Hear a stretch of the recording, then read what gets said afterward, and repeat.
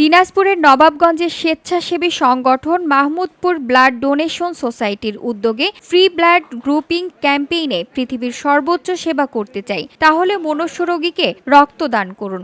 এই স্লোগানে বৃক্ষরোপণ কর্মসূচি ও নতুন অফিস উদ্বোধন ও আলোচনা সভা অনুষ্ঠিত হয়।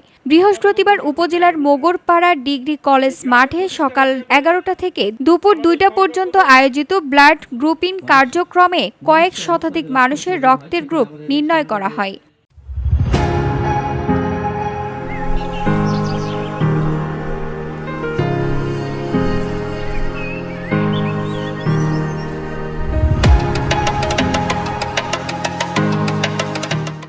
ক্যাম্পেইনের বিষয়ে সংগঠনের উদ্যোক্তারা বলেন, বর্তমানে যে কোনো কাজেই রক্তের গ্রুপের প্রয়োজন হচ্ছে। প্রত্যন্ত এলাকার মানুষরা অধিকাংশই তাদের রক্তের গ্রুপ সম্পর্কে অবহিত না। বিশেষ করে স্কুল কলেজের শিক্ষার্থীরাও অনেকে তাদের রক্তের গ্রুপ জানেন না। এই জন্য আমরা তাদেরকে রক্তের গ্রুপ নির্ণয় ও রক্তদানে উদ্বুদ্ধ করতে ফ্রি ব্লাড গ্রুপিং ক্যাম্পেইনের আয়োজন করেছি। আমাদের এই কার্যক্রম প্রায় 3 বছর যাবৎ উপজেলার বিভিন্ন জায়গায় করা হয়েছে।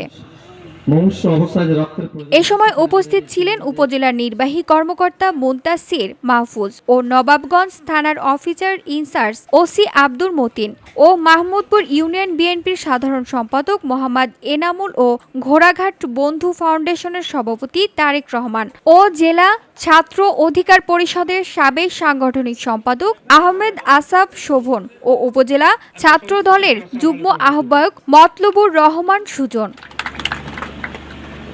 জানা যায়, স্বেচ্ছায় রক্তদান সংগঠন মাহমুদপুর ব্লাড ডোনেশন সোসাইটির সংগঠনটি যাদের একমাত্র লক্ষ্য মানব সেবা।